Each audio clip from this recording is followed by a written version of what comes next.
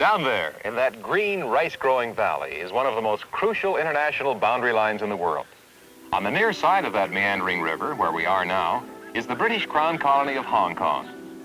On the other side, over there, the tip of communist China. Have you ever wondered what life might be like in an ancient farming village right next to the Chinese border, less than 30 miles from the city of Canton? Well, we'll find out in just a minute as Discovery goes to Hong Kong for a look at the new territories.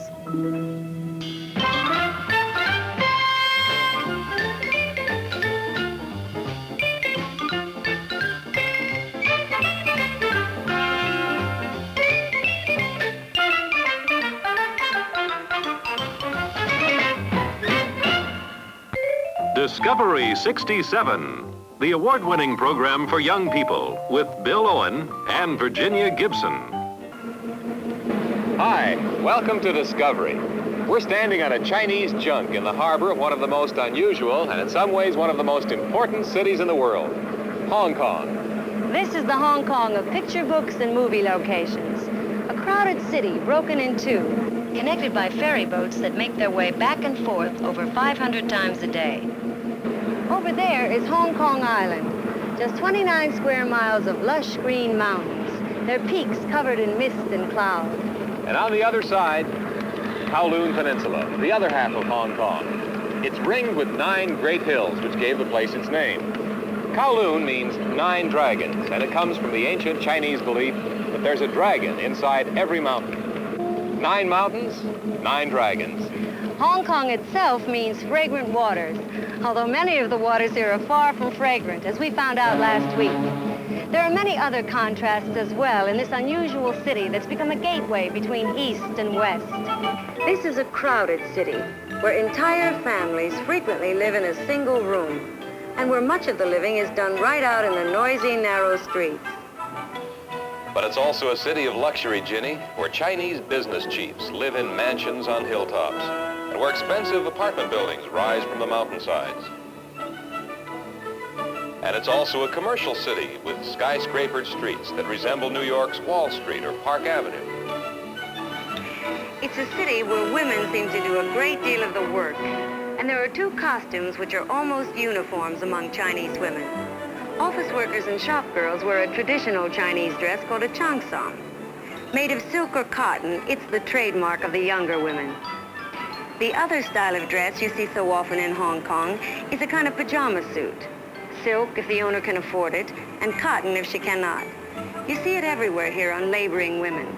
Women selling newspapers, women selling food, and women working on road gangs. You also see it on the women who provide the power for the shallow little boats which dot the waters of the city. Hong Kong Harbor is full of boats of every description, from huge ocean-going freighters to the ancient and traditional Chinese junks, which serve as fishing vessels, cargo carriers, and just as often, a place to live. These smaller boats are called sampans. They're flat-bottomed and ride high on the surface of the water, which allows them to go almost anywhere in the harbor. They, too, act as home for thousands of families who live in the storm coves called typhoon shelters along the coasts of Hong Kong Island and Kowloon Peninsula. The people who live here are called the water people, and many of them are born and die here in this shelter without ever having lived on dry land. Life is just as congested in the streets of Hong Kong Island. Lined with stores, shops, and restaurants, these streets are crowded with humanity from one end to the other 24 hours a day. Some people actually live in the streets, in what the government calls bed spaces. Just a few miles away are villages made of packing crates and tar paper shacks. These are temporary places, somewhere between actually living out on the streets and finding a more permanent shelter in an overcrowded room in Kowloon or on the island. A large number of these people are refugees, many of them from China, part of a huge migration of over 2 million who have come into Hong Kong over the past 20 years. New housing is going up all over town, but it never seems to be enough. One of the best places to see much of Hong Kong all at once is from up there, the top of the Victoria Peak tram. Those little tram cars climb 1,809 feet above the city at the steepest rate of climb of any inclined railway in the world.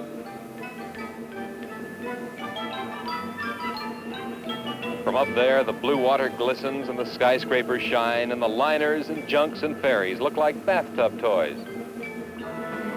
You know, it'd be easy to fool yourself into thinking that you were seeing all there is to Hong Kong from up there, or from down here. An exciting and swollen city, Chinese with a British accent.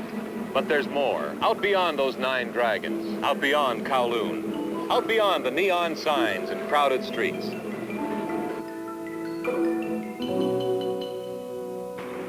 This is the other world of Hong Kong, a world of rice paddies, water buffalo, ancient villages, and endless open fields that trail off into mainland China.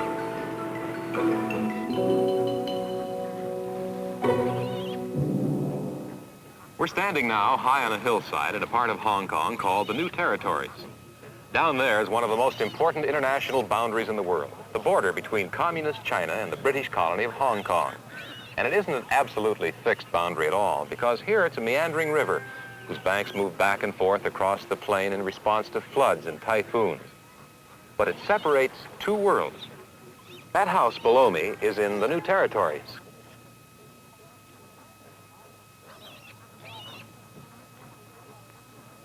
That house in the field across the way is in Red China.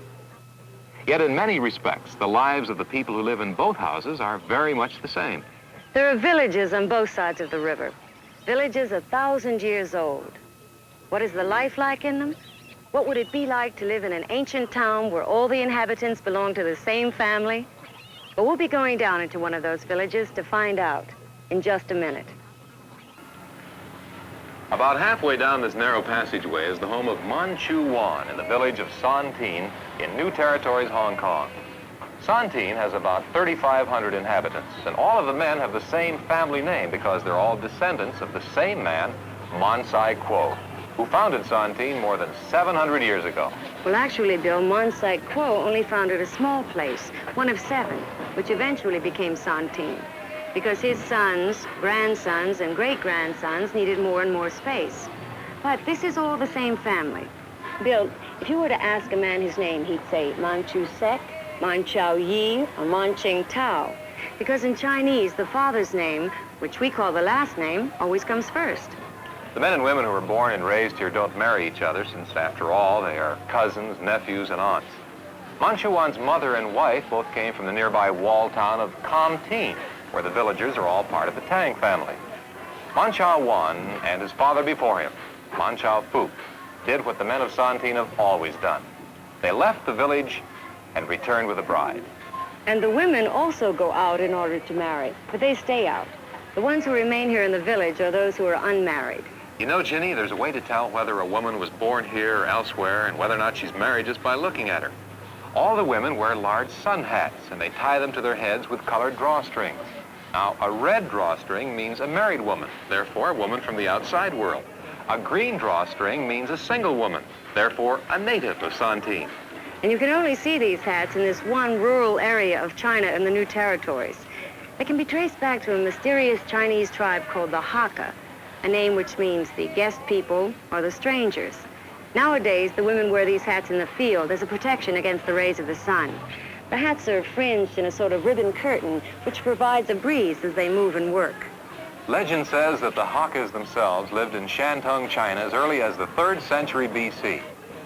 They've always lived somewhat apart from the Chinese community. For example, you never see the Hakka people or their influences, even these hats, in Kowloon or Hong Kong, but only up here on both sides of the Chinese border.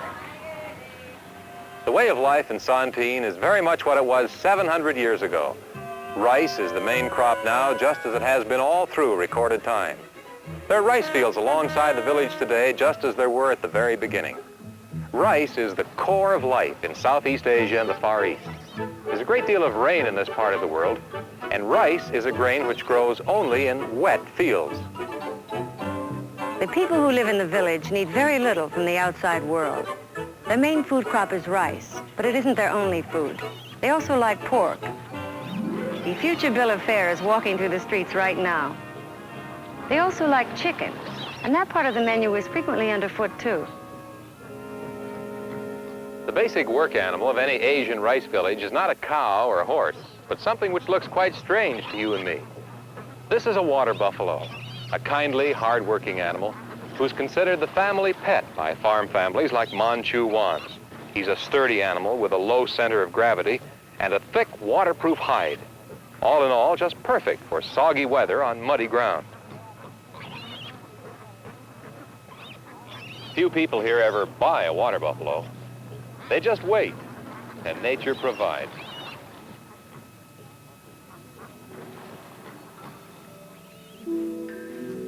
The villagers do need a few things from the outside world. One of them is raw rattan, a reed-like plant, which they use in their Rattan furniture factory. The raw rattan is imported from Burma. The Rattan furniture factory is a key to a change which is taking place in rice villages like Santin. Today, it is one of the few small factories still working in the village. Another is a small handbag factory, intended to supply markets overseas with inexpensive straw handbags. Another is a statuary factory, where clay figures are made for export all over the world. But here, the change begins to show. This empty building used to be a shoe factory where rubber sandals were made for village use. It doesn't operate now. There used to be a brick factory, too. It was housed in this building.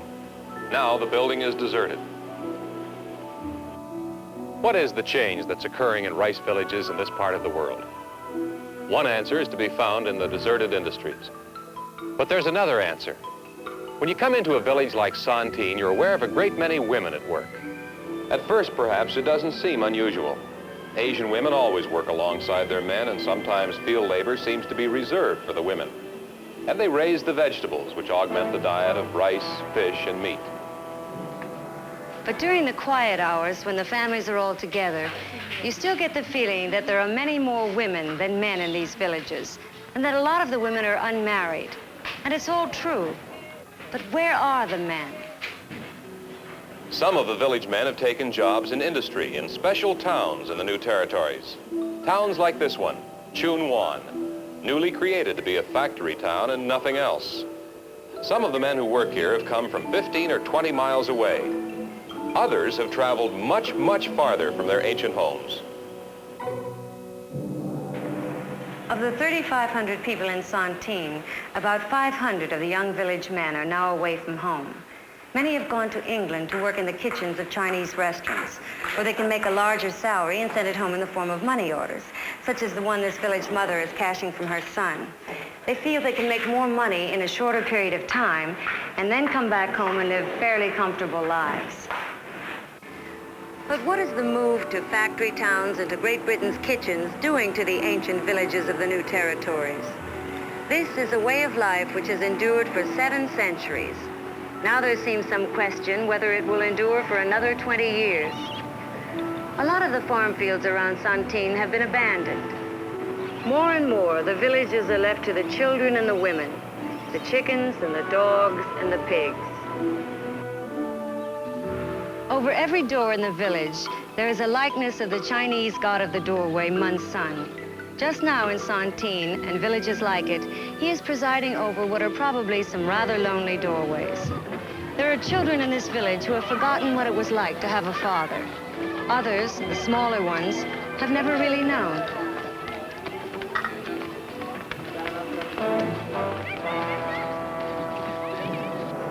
The days may be numbered for the ancient way of life of Santin and places like it. There may be no place in the future scheme of things for tiny villages with little public markets.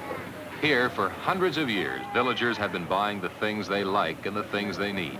Fish and seafood, bean curd, soya sauce, and a wide assortment of fruits and vegetables. This is a place where the people of Santin buy from and sell to their neighbors. They've grown and cured most of the produce with their own hands. This little market of Santin is a symbol of the ancient Chinese village way of life. With so many of the men going to foreign countries and to industrial towns, what happens to the life of a family who want to stay right here? We'll take a closer look at the members of Manchuan's family and their future In just a minute. In the two-room house of Manchuan, 3 generations of his family live together. His aging parents, Manchuan himself, who is 36, his wife, Tang Kum Kwan, 33, and their 5 children. A daughter, Man San Ho, who is 8, the eldest boy, Man Tang Yao, who is 6, and the next 2 boys, Man Tang Fat, who is 4, and Man Tang Wan, who is 3. Littlest of all is a 1-year-old girl, Man San Kit. They are all descendants of the one man, Man Sai Kwo, who founded the village of Santin more than 7 centuries ago. They have a feeling of affection and responsibility for the town. And somewhere in the past, perhaps more than once, both of the men of the household must have decided against going away. Decided instead to stay right here and make a life, no matter how difficult and how slender the rewards. They chose to make a life they could share with their wives and their children every day as the families were growing up. The family of Manchuan and their relatives have been rice farmers for hundreds of years, and in 7 centuries, their methods of rice cultivation haven't changed at all. The rice paddies of the new territories produce a very fine quality of rice. So good, in fact, that in the old days, successive emperors of China would eat no other rice than that grown in the new territories. First, the fields are flooded. Then they are churned into the proper consistency by a wooden plow drawn by the family's water buffalo. The plow and the water buffalo are the tractor and cultivator used by the new territories farmer today, just as they were 200 years before Columbus discovered America. Dotted over the landscape are bright lime green patches in the midst of larger fields of a darker green. Those dazzlingly green areas are where the rice shoots are growing. The rice kernels are simply thrown into the water where they quickly sprout. And when they're 3 or 4 inches high, the back-breaking labor begins. These little green sprouts are called Qing Mu, which means little greens. They must be pulled from the water, then separated like this, and then replanted one by one in the nearby paddies. All of this work is done by hand. Nothing has changed about this method of rice cultivation since ancient times. There are 2 rice crops every year in the new territories. It takes about 90 days to bring a rice crop to maturity. In between times, the rice paddies must be allowed to rest and be replenished. Otherwise, they will rapidly become exhausted and useless. One of the best methods of keeping the paddies alive and productive is crop rotation.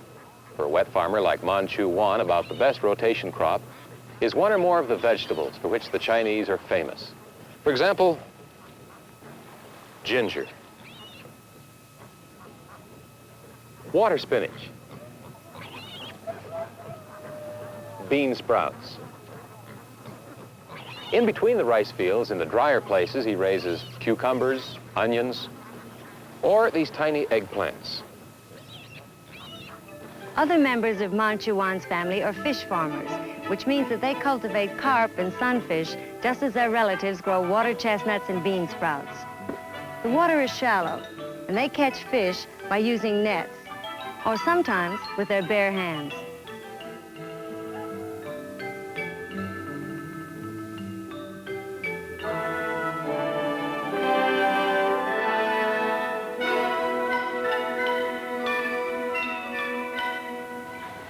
Manchuan believes in the future of Chinese village life, and he means to be a part of it. Many times in the past, he might have given up and gone to work for wages, but he will not work in a plastics factory, nor will he serve in one of the kitchens of London or Liverpool. His life and his world are right here, where his ancestors stopped in their migration and built a town that was safe from the bandits who had terrorized the area before they arrived. Manchuan believes there's a life here for his descendants, just as there was for his ancestors. In a sense, Manchuan believes his ancestors are still here in Santin. These are the ancestor scrolls of the village. They're the history books of the community and the family biography of Manchuan and everyone who went before him. It is the wish of Manchuan that when a scroll is placed here for him after his death, that it will tell the story of a man who found life and reward in the village plan set down by an ancestor 7 centuries in the past. We'll be back in just a minute. We hope you've enjoyed the first part of Discovery's visit to Hong Kong. And if you'd like to find out more about this city or more about Chinese family life, then ask your librarian for these books. Fei Gao, A Boy of Hong Kong by G. Warren Schlote, Jr., and this book, Chi Ming and the Tiger Kitten by Josephine Marquand and Pearl Binder. Or ask your librarian for any other books you might have on Hong Kong. It's an exciting city. Next week, we'll be just a few miles over in that direction, where we'll see what life is like for the water people of Hong Kong, the thousands of families who spend their days and their nights on the tiny sampans that crowd the harbors along the coast. We'll meet Chow Ping Kwong, his mother, brothers, and sisters, and we'll take a first-hand look at how 7 people eat, sleep, play, and hope on a 14-foot boat that's the only home they've ever known. We'll see you then. Bye-bye. Bye. The Discovery Production Unit's foreign transportation arrangements provided by Alitalia Airlines.